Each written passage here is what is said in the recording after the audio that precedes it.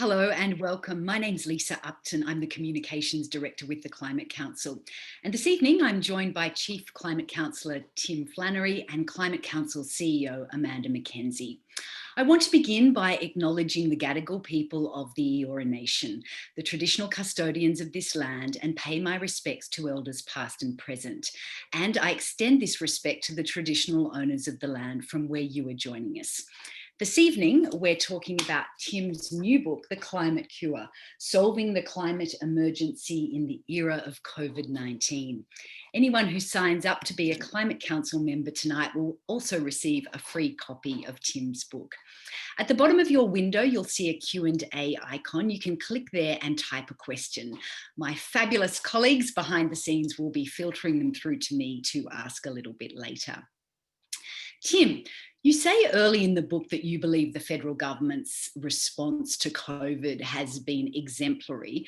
From the very first moments the government was heeding the scientific advice. This is the same federal government that has not listened to the scientific advice on climate change. Why the disconnect and how do we change this? Wow, well, that's a great question. If I knew that, I think I'd have the solution in hand, Lisa. But it is really astonishing when you look at the government. I mean, way back in February, acting on the advice of the Chief Medical Officer of Australia, we stopped flights coming in from China, and that had an enormous impact because there were students coming in and obviously tourism and so forth. That was a big thing. But then, in 12 days before the World Health Organization declared a pandemic, we had declared a pandemic here in Australia. And finally, on about the 13th of March, with the COVID cases doubling every 4 days, the Prime Minister, put us into lockdown. It was the big shifts, big economic impacts. And you see all of that and look at the success we've had now, and you think, wow, well, that's a pretty good outcome on the global scale. And yet there was the Prime Minister a few months before COVID, a month or two before, kind of not really engaging with the catastrophe that was the mega fires at the time, and still very lukewarm about climate change and not recognising that we're in this emergency situation. So I'm not sure why. I guess, you could argue that maybe there's 25 people in the federal parliament, in the Liberal and National Party, who are holding the nation to ransom on climate change. Malcolm Turnbull certainly has argued that, said they threaten to blow the place up if they don't get their way. Beyond that, though, there's probably a more deep and complex historical reason, I suspect.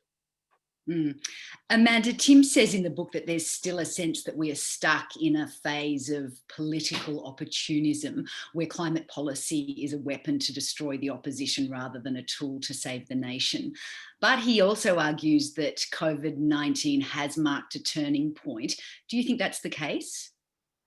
I think this year has been an amazing phenomenon when you look at the history of climate politics in Australia. It had been an issue that was very much divided down political lines.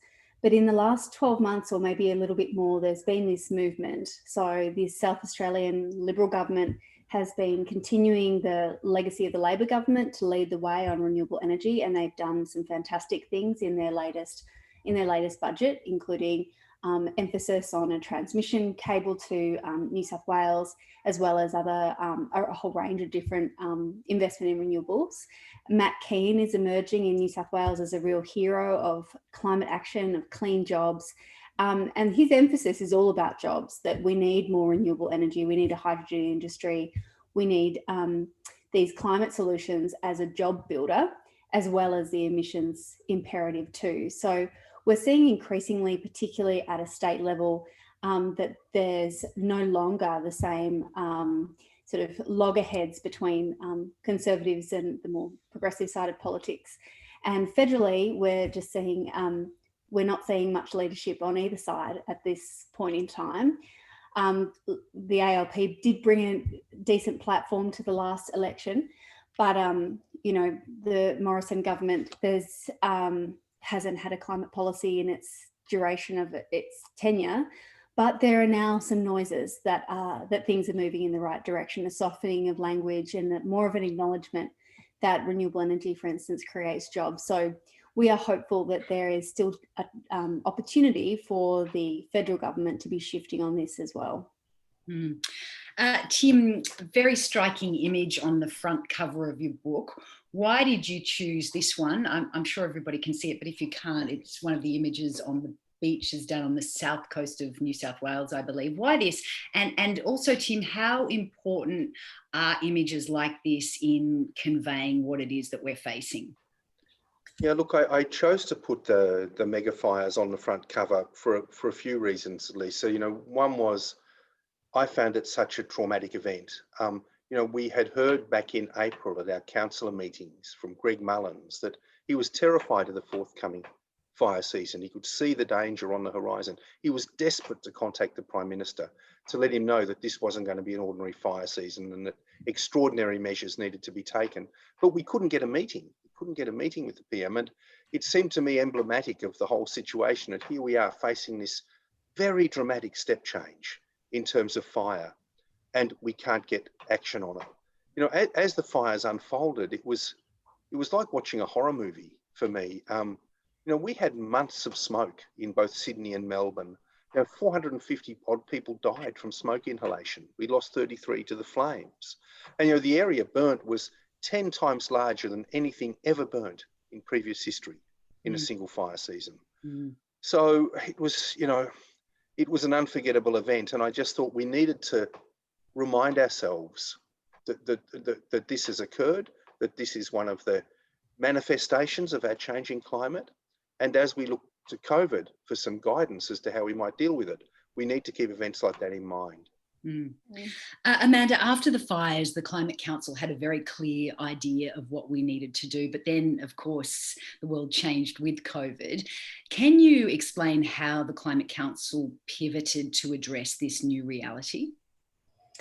Yeah, it was obviously a challenging time. We'd done a lot over the summer to keep that drumbeat going of this is climate change. So the Emergency Leaders for Climate Action has been a big project of ours for sort of 12 to 18 months. And Greg Mullins obviously is a climate councillor. So that work over the summer, as well as the City's Power Partnership, which is our local government program, supporting mayors across New South Wales in bushfire affected areas to be raising their voices on the state and national stage, saying this is climate change. Our scientists out there saying this is climate change, a whole range of different voices sort of beating that drum over the summer and ensuring that people were aware of the influence of climate change. So it looked at that point like the year would be dominated by the fires. And of course, then it shifted to COVID being the dominant story of the year. And for us, as with everyone, we started working from home, and we were fortunate that we are a pretty nimble, flexible organisation, so we're able to do that pretty quickly. But it became clear that the economic ramifications of COVID was, there was an opportunity within that to tell a story about a clean recovery, and that there's an opportunity in large expenditure to say, well, how do we invest this in the future?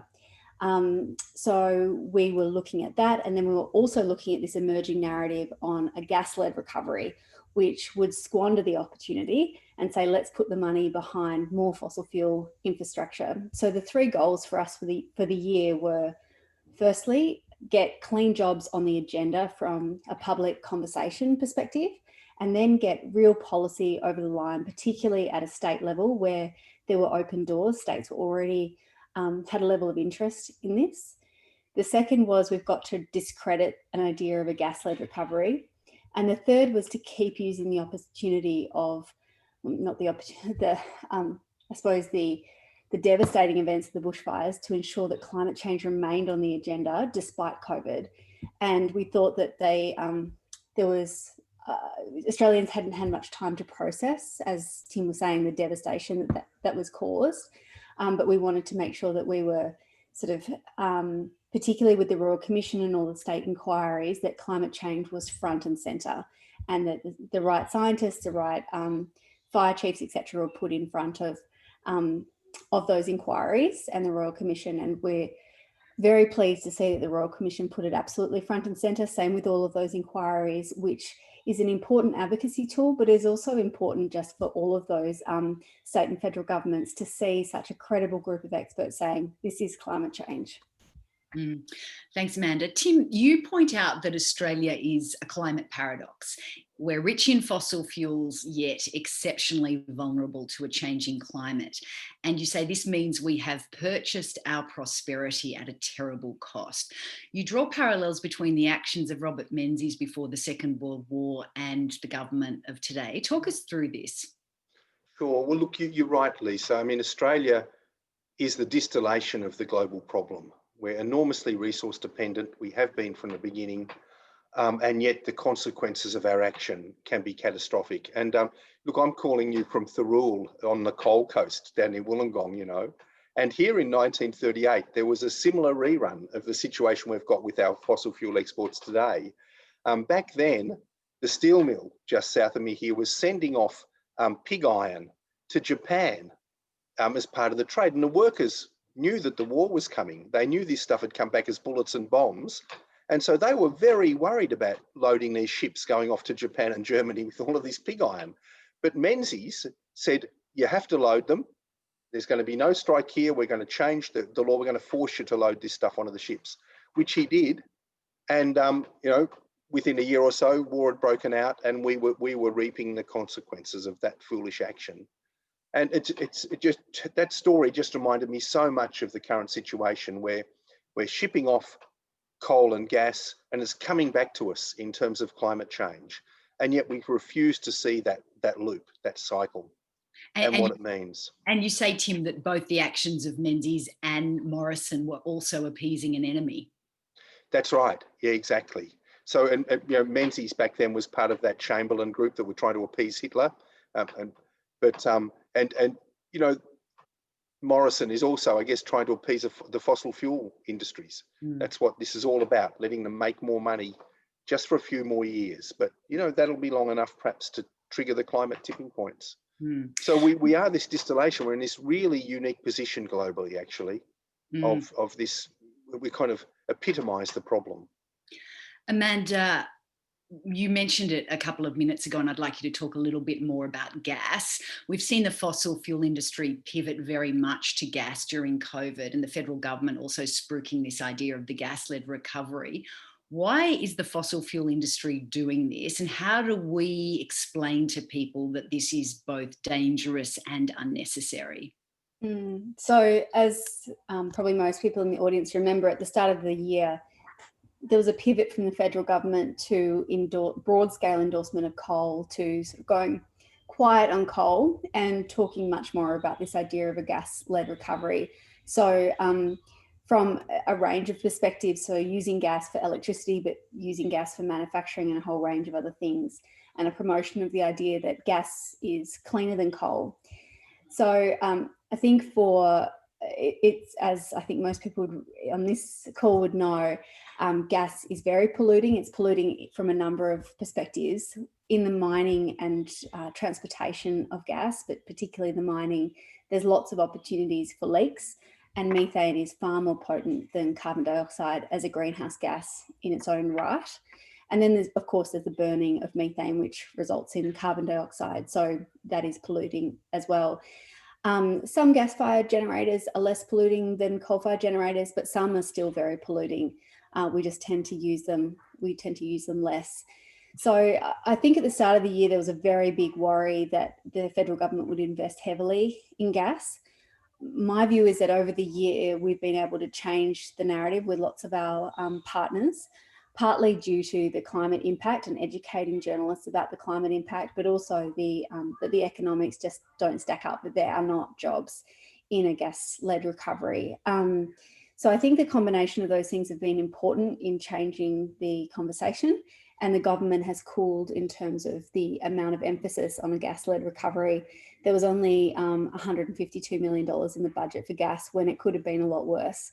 So we're chalking that up as a win in terms of that there's been no huge investment in additional gas infrastructure. Someone's mentioned the Narrabri gas decision, which was appalling. We'd had Greg Mullins presenting to that inquiry. We had Will Steffen, one of our top climate scientists in Australia, and obviously the community has really mobilised to show its opposition to that mine, and it's a terrible decision that it can now go ahead.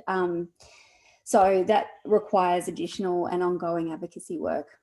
Tim, how do you think we tackle the fossil fuel industry and its push for gas, keeping in mind, of course, what Amanda just said about them not doing as well as they may have hoped? Yeah, sure. Well, look, it's, you know, what we're facing here are a number of very large companies, not Australian, all of them, who made an enormous bet on the future of gas. I mean, you know, to build these gas trains that make Australia now the largest exporter globally cost something on the order of $80 billion, right? And so they don't want to walk away from that investment. So they've got to keep on finding more gas and keep those things going. Regardless of what Australia does, though, this is going to look like a bad decision, a bad financial decision, because it's so clear now, the situation. We don't need gas even as a bridging fuel. We don't need more gas, put it that way. So, you know, in South Australia, which is the state which is furthest along in the energy transition, they got rid of their coal back in 2015. They're burning less gas now than they were a decade ago. You know, a little bit less. They've built their renewables hugely, and as the batteries come in, they're going to be less and less gas burned, and electricity is getting cheaper. You know, and they're also the clean energy groups are looking at other uses for gas too. So, you know, gas can be used to make fertilizer, nitrogenous fertilizers, but so can clean energy with hydrolysis using water. And people are now targeting that. The use of ammonia to transport energy. All of those things are now happening. And of course, the use of hydrogen in steelmaking. It's eating away at the fossil fuel market. So, my guess is that the gas industry is not going to back off. They're going to get quite desperate about this, but we need to keep pushing and saying that this is the moment of crisis. We can't afford to use any more fossil fuels. What we need to be doing is cutting our fossil fuel use by 8% year on year if we want to stabilise the situation. So that's the key thing. And I think we've just got to say no to gas. Amanda, as we all know very well, climate change news can seem to be all doom and gloom, but as you pointed out right at the beginning, there have been a lot of really good developments at the state level recently. You mentioned Matt Keane in New South Wales. Would you like to go into that in a little more detail? Yeah, I think that 2020's not been a great year from a number of different perspectives, but the last couple of months, I feel like there's been a lot of good progress on climate. All of the state budgets have come out now. I think Queensland's the last one that was today. So I think they've all come out now, and there has been a consistency amongst those budgets where there's investment in clean energy. There's been a whole range of transportation investment, energy efficiency. There's a huge energy efficiency program from the Victorian government, and some great initiatives like in Queensland where they're going to put a whole lot of solar on hospitals and potentially batteries as well down the track. So that's both a climate resilience piece to make sure that vital infrastructure can be maintained despite extreme weather events, as well as obviously reducing those emissions from public assets. So I think there's been a lot of good progress at the state level, similarly at a local government level. Our city's power partnership, for instance, as Tim notes in the book, has more than 135 councils involved now, and that is more than 50% of the Australian community covered by those councils. So we're often very focused on the federal government, but there is a lot of movement from subnational governments in Australia. Similarly, there's been a lot of companies now coming over the line with saying they'll go to 100% renewable energy, committing to net zero targets. And with all of these things, there's obviously accountability piece to make sure each of these different groups do what they say they're going to do. But I felt really buoyed seeing all of those things come to fruition.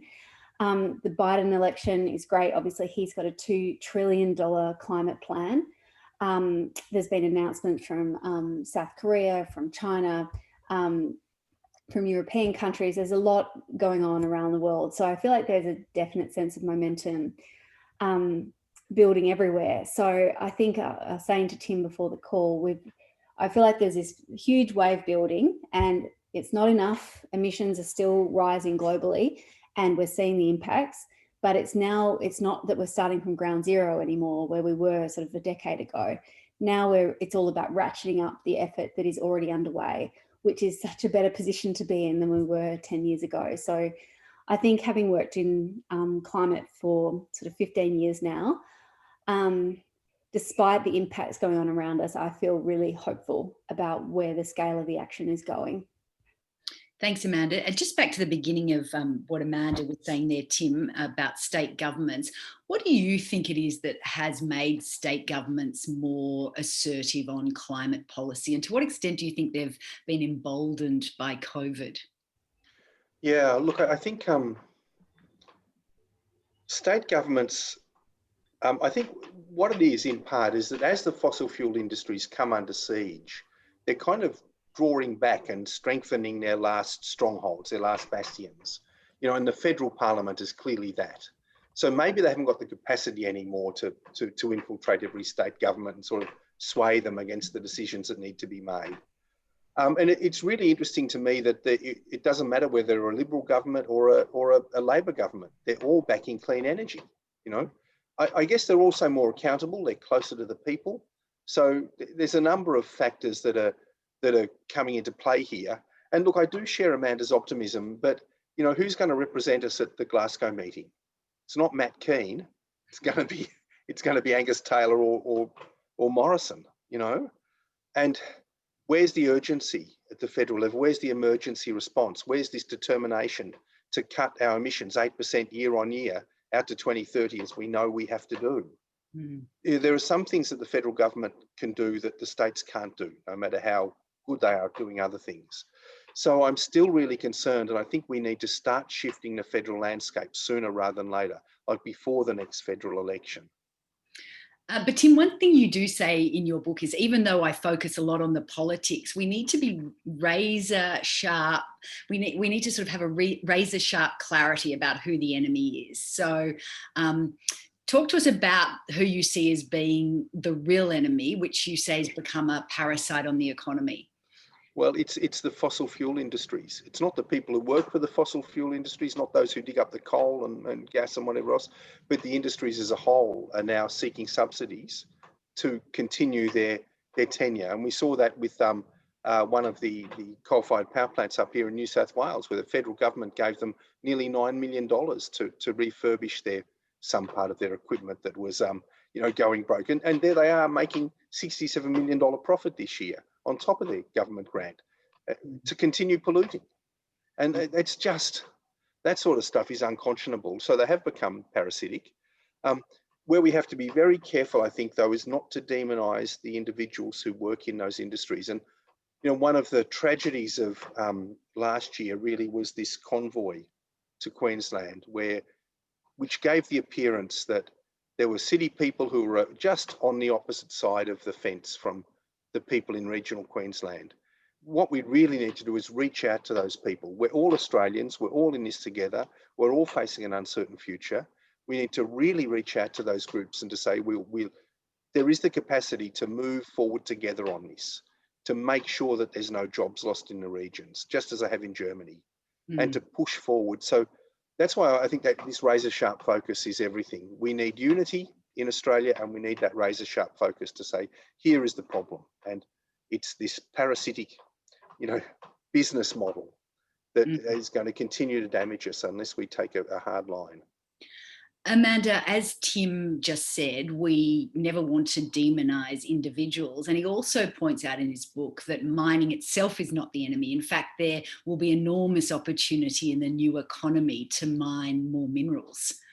Well, we have to mine more minerals to build some of the things that we're going to be building, whether that's in hydrogen, whether it's in solar, wind, etc. And obviously, that should be done as sustainably and ethically as possible. But there are opportunities throughout Australia. We've got enormous supplies of lithium, for instance, and a whole range of other minerals that can be part of the green or the clean revolution. I remember we put out a report in Queensland that touched on some of the mining opportunities, and it got a run on the front page of the local paper in Mount Isa and got some great regional coverage. And the front page said, Mount Isa to lead green revolution. And I think that's the only positive front cover maybe in that region on climate in that sort of vein. And it's illustrative that people want to be part of the solution. No one wants to be blamed for being the cause of the problem. So where you can be capturing what is relevant to a particular community and bringing people along, that's a really valuable thing to do. But I think at the same time, we need to be quite cognizant of operators that are trying to greenwash in this space. You see Santos today coming out saying, you know, we're going to have a net zero target by 2040 and we're going to do all this carbon capture and storage around gas, blah, blah, blah. It's still a relative fantasy that you can be doing carbon capture and storage. There's been huge amounts, hundreds of millions of dollars sunk into the technology with almost nothing to show for it globally. So to claim that, you know, a gas company can get to net zero by 2040 is a fantasy. So we need to still be calling out those companies that, as Tim said, are parasitic and have an ongoing parasitic attitude. Like, we can't have a gas company in 2040 that is expanding over time. Like, we're just not going to be able to continue to burn gas and coal. Like, that's the reality. It's interesting, Lisa, just to add to that, you know, Australia has a lot of gas reserves which are very high in CO2 content. So some of the wells that are tapped in Central Australia are up to 90% CO2 because it's such old gas. And at the moment, that's all just let off into the atmosphere, and the methane is kept. And you can imagine how much it would cost to compress all of that CO2, pump it down all those kilometres again, and keep it down there. It's just going to add cost to gas. It's already an expensive fuel. It has been recently. So how's it going to compete? It's already struggling to compete with renewables. When you add that cost onto the back end, I just can't see how it's going to work. I hope it does. I hope they can find some way of dealing with it. But realistically, looking at it as an economic perspective, you just can't see how it can be. Tim, one of the things I found most interesting in your book was the chapter on hydrogen. Tell us about green hydrogen and its potential to produce things like steel. Sure. Well, look, hydrogen is already made. Lots of hydrogen is made today, most of it through what's called reforming natural gas or using coal. And that produces vast amounts of CO2. But we can make hydrogen by using clean energy and passing a current through water. So you break apart the oxygen and the hydrogen in water, the H2O, and then you can use that hydrogen for all sorts of purposes. You can use it to make steel. It's a much better reductant in the steel making process than coal is. You can use it to make nitrogenous fertilizers. You can use it to make ammonia, which then allows you to transport it fairly cheaply around the world. You can use it as a fuel for shipping. You know, you can use it to make plastics ultimately, and all the things we can make from the fossil fuels. So the opportunities are there to do a whole lot with hydrogen. And I don't think we can, I don't want to go into this with rosy glasses on, you know. There may be problems on the way, and Graham Pearman, one of our best researchers in the areas, said that there may be issues in future. But it does give us hope at the moment that we can replace fossil fuels, and with efficient and wise use, we can make a huge difference to our economy. I mean, as Ross Garneau said, can you imagine, instead of exporting alumina or bauxite and iron ore, we could be exporting steel and aluminium, because we've got this bountiful, cheap supply of energy and hydrogen to make those products. Amanda, do you agree with this? And also, I'm keen to know how we make sense of the hydrogen conversation, given that it can actually be quite confusing. Yeah, I think that this is an opportunity for Australia to craft a vision for itself in the 21st century. So as Tim said, we've got all of this amazing resource, the sun and the wind, to be able to position ourselves with a massive strategic advantage in the 21st century. So in the 20th century, the countries that had a strategic advantage had coal, they had oil, they had gas, they had the fossil fuels that could bring cheap energy. And now we and we've had, you know, obviously those resources too, but this is an opportunity for us to position ourselves in the 21st century as both a source of creating energy. So we'll have our solar, we'll have our wind, we'll have that sort of bottled, if you like, in terms of hydrogen. But then also we can have Australia as a potential manufacturing hub using that clean energy. So I think we need to, the political conversation has been so focused on the potential economic damage of action, that there's been so little conversation about the economic opportunity of action. And Ross's book is great at illustrating that. He and others have been talking about, we need to think much more than 100% renewable energy. We need to think it's 500%, 700% renewable energy for a country that is this large. So it's not just powering our electricity sector, it's powering transport. It's providing energy across the board, but it's also providing energy for these potential new industries. The challenge with hydrogen is how it's described. It can be very confusing. So there's a discussion around blue hydrogen.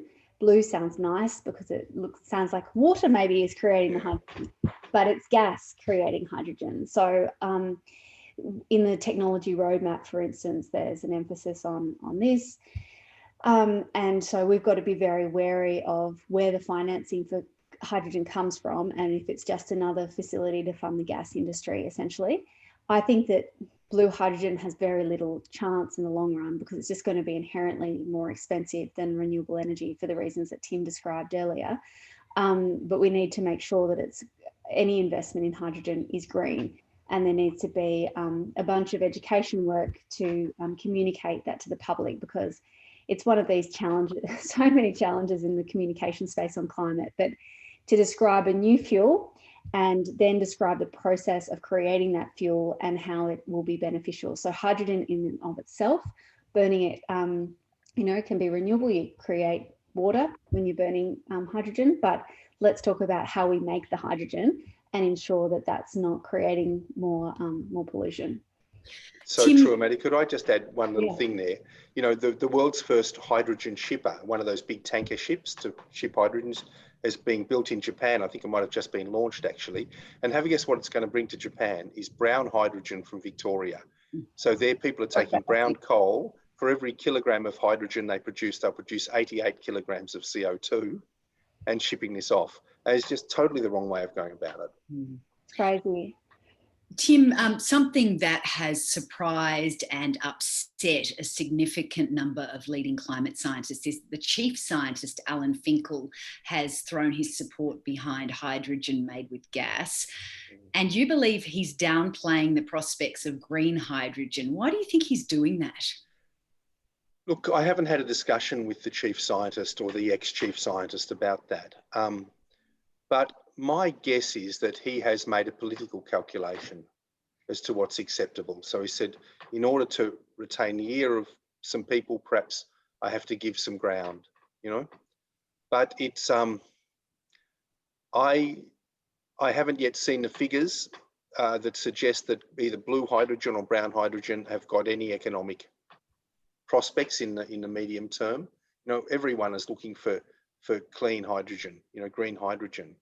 And the export markets will demand that clean hydrogen. So again, I think it's that, when you're dealing with 25 people who act like terrorists and threaten to blow the place up every time clean energy is mentioned, you've got a tough job. Amanda, as we've talked about, the world is changing very quickly. You mentioned earlier the Biden administration, the incoming Biden administration, of course, China, Japan and South Korea announcing mid-century net zero emissions targets.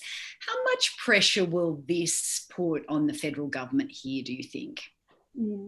I think the federal government is already feeling the pressure. They've, in recent weeks, they've started to soften their language about using what they call Kyoto credits. So these are totally illegitimate, made up by the Australian government. They suggest that we have overperformed on our extremely weak Kyoto targets. So that means we should have less of a job to do under the Paris Agreement. No other country in the world's arguing this, but it would basically allow us to do nothing to 2030 and claim that we met our targets. So it's just dodgy accounting, and that's something that they've been advocating strongly for a long time. That language has been softened. Morrison has said, that they'll aim to do it without the Kyoto credits. So that's a bit of a change. We're not going to cheat is what they're saying. So that's great. And, there's a little bit of movement there. And I think that there's more of a conversation around net zero as by 2050 as being something that I think the federal government is likely to adopt before Glasgow. I think the challenge for us as advocates is to make sure that the federal government just doesn't say, you know, we're going to do this net zero by 2050 target. Everyone's saying it, from the NFF to the Business Council to all these countries around the world. And then they look like they're doing something when perhaps they're not. There needs to be the plans and actions in place to be getting to those targets. And of course, net zero by 2050 is far too late. We're going to be needing to get to net zero far earlier than that, probably 15 years earlier, if we're going to prevent the sort of catastrophic impacts that we know about. So if that target is adopted, we have to move straight away to saying it's not enough. There's more that needs to be done, and also the accountability around what that looks like. But you know, I think I'm the same, sort of balancing up what our response is as advocates. Where there's movement, that's great. Don't care why. I don't care what it takes. As long as there is a little bit of movement, that shows an opportunity. So I think there's got to be a balance in there between accountability and encouragement. Tim, I want to ask you the same question, how much pressure you think the federal government's going to face, given that we've got the Climate Ambition Summit on the 12th of December, Glasgow next year, the international climate negotiations. Joe Biden is saying that he'll have some sort of climate summit. I mean, the world has really changed, hasn't it? And I'm interested to know how much you think this is going to place pressure on the Morrison government. Look, Lisa, before I do that, can I just apologise for the fluctuating light levels behind me? I'm battling a thunderstorm and a set of fairy lights, which are sort of slowly going up and down. But anyway, you're still with us, Tim. That's fine. Yeah, good. All right. Look, I think they're going to come under enormous pressure, because the reality is we need to act as if this is a climate emergency. We need them to act just as they did with COVID. They need to stop the spread. It's the first thing we need to do. We need to cut those emissions 8% year on year, not at 20, we need a 2030 target, but we need to act this year, next year, and the year after, and lay out how that happens, you know? So just as you do in a lockdown, you stop the spread of the problem. Then you need to turn to your emergency capacity. And as I think you were saying, Amanda, you know, Queensland governments look to put solar on their hospitals. It's part of that caring for, to make sure you can cope into the future as there are more droughts, heat waves, and bushfires and floods and everything else. And then we need to search for a vaccine. We all need to get together, and perhaps we'll talk about this later, and search for ways of getting some of the gas out of the air. So, you know, we need that very well thought through emergency response we saw with COVID. And if the government falls short of that, they will be punished, I think, because people are increasingly understanding what is required. And, you know, it's interesting, there are 16 groups around Australia now, these groups who are trying to unseat politicians who have very reactionary views, just as Zali Steggall did in Warringah, you know, these voices of groups. And they don't have to actually unseat the local member to have a big impact. If you've got 1,000 people organising to get rid of you, those people will start losing credibility in the cabinet, I'm sure, and in the party. So we can weaken their power right now by acting to try to limit their authority, really, and that is happening. So we can make change now, and we need to, and the government needs to change now. I understand what Amanda's saying about them weakening the rhetoric, but we need a backflip here. We really do, to make sure that we give ourselves the very best chance of not triggering those tipping points in the climate system. And Tim, despite how quickly we act right now, you believe we're not going to get our emissions down fast enough, and that we're going to need to rely to some extent on drawdown to keep us safe. You've described drawdown, you mentioned it a moment ago, as a vaccine for the fossil fuel pandemic. Can you explain what drawdown means, how it's done, and why you think it's necessary? Sure. Look, I think David Attenborough said it so eloquently in his A Life on Earth, you know, where he said we have to let the planet heal. We have to let the forests regrow, let the ocean regain its robustness and its vitality. And that is true. I mean, well, the forests of the planet and the oceans, that's what's created the atmosphere that we breathe today, you know. That's what is the balance. We need to be making sure that We're not destroying the forests. We're planting more so that more CO2 can be drawn out of the air. We need to be growing seaweed so the seaweed can be drawing more CO2 out of the air and safely sequestering it in the deep ocean. We can do things like use silicate rocks. You know, we're a mining country. We know how to mine things. We can mine silicate rocks, grind them up, and they will, as they decay, draw CO2 out of the atmosphere.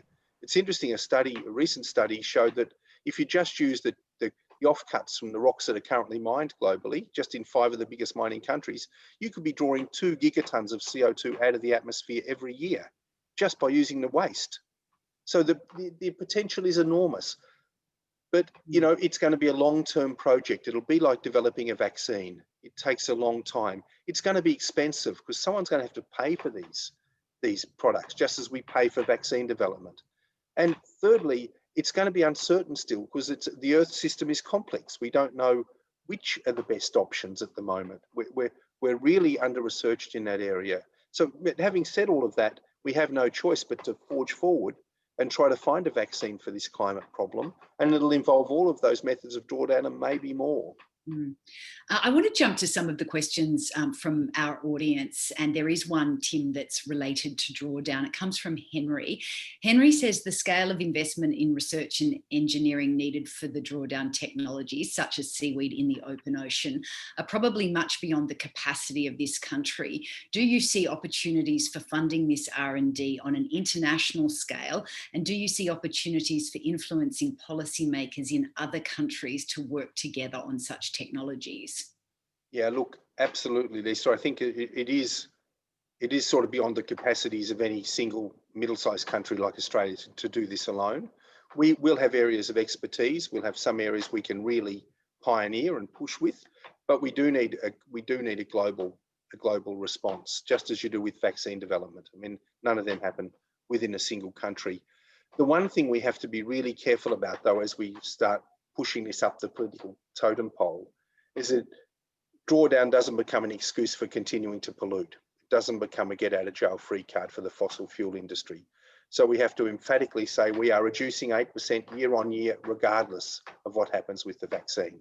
You know, we need to cut those emissions ruthlessly and rapidly. And also we need the vaccine because there's already too much gas in the air. That's a really important point, Tim. Amanda, I want to throw a question to you from Sam. It seems like there are a lot of new voices coming out on climate change, like the Business Council, the National Farmers Federation, firefighters. Does this show increasing momentum for climate action? It's been really interesting in the last few years. We've seen a proliferation of new climate groups around Australia. We've seen just recently Surfers for Climate Action launched, looking to influence sort of surfing communities and get those athletes out. There's Frontrunners, which is bringing athletes to the conversation. There's bushfire survivors for climate action, who are really powerful over the summer period. There's Parents for Climate Action. There's a whole range of different groups that are able to talk to specific audiences on the issues. And I think that that's really powerful.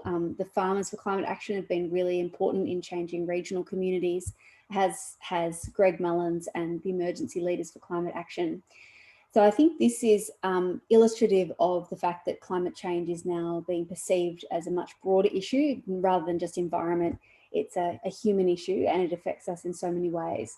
I think the bushfires have pushed a range of different groups, including companies and others, to step up their work around climate change and look for a way to get involved. At the Climate Council, we run an organisation, the sort of a sub-organisation, if you like, called the Climate Media Centre, and that is all about how do we get these voices out into the media. So more than double the amount of media coverage that we receive ourselves from the Climate Council is now for all of these other organisations, which is really important in terms of changing the public discourse around this. And as Tim and I think are broadly in agreement around, the federal government does need to do more, but what does it actually take to change the operating environment? So the federal government has to do more. And I really think that this is a big part of the equation, changing the types of voices that are speaking out on climate change. So, the firefighter is an important, perhaps perceived as a more conservative voice. We've got a new councillor, Cheryl, who's a former security expert, having that sort of defence and security perspective is really valuable too. So we've just got to keep building those voices. I've been buoyed to see the Business Council doing a little bit more in this space as well. But also making sure that those groups are aware that 2050 net zero target will not be sufficient, that this will need to be ratcheted up over time. So I think for the Climate Council in the year ahead, our work will be involved in continuing to raise those voices in the debate and make sure they're heard by people in power, and changing sort of the operating environment for politicians, but making sure that there's a broad awareness of just how quickly we need to be acting. And as Tim said, that so the urgency is not there in our political discourse. There's an increasing awareness of the need to act, and that action is required, and that it's being felt all around us, but the urgency piece needs to be elevated really significantly. Thanks, Amanda. It's raining quite heavily where I am, so hopefully that's not going to affect my sound. We'll finish up pretty soon, but quick one for you, Tim. There's a question from Rob Anderson. He says, if the world could largely achieve net zero emissions by 2050, do you think that's good enough to prevent severe and worsening effects of global warming? Well, Amanda said a few minutes ago that we need to get there much earlier. So the second part of Rob's question is, if it's not good enough, what should we be aiming for? Yeah, look, Rob, the problem with those 2050 targets is that they assume an overshoot. So they assume we're going to actually go above the kind of target temperature level of 2 degrees or thereabouts. But also they assume that there's going to be a lot of drawdown, that we've got tens of gigatons of capacity to draw CO2 out of the atmosphere. And no one is putting any effort into, or very little effort, I should say, into scoping out what the prospects are in terms of drawdown and organising to do it at scale. So I'm really cautious about those long-term targets. Look, I love to see people commit to them, but what I would love even more is to see them commit to an 8% year-on-year reduction of emissions, which is what we really need. Now, sadly, no nation has ever achieved that, but we live in a different time now. We live in a time where we've got the clean energy capacity. There's people who've scoped out for Australia just how you do that. We can do it, but it needs an emergency mindset to be able to do it. So, Rod, I cheer them on, but am cautious because of some of the under. Oh, look, Tim has frozen there. I think this might be the perfect time to wind this up because the storm's getting louder where I am. Thank you, Tim. Thanks so much, Amanda. Great to hear from you both. Congratulations on the book, Tim. Thank you also to our community of regular givers. You're very generous. We certainly couldn't do this without you. We're an independent community-funded organisation, and you are the people that make this happen. So thank you very much, and good night. Bye. See you.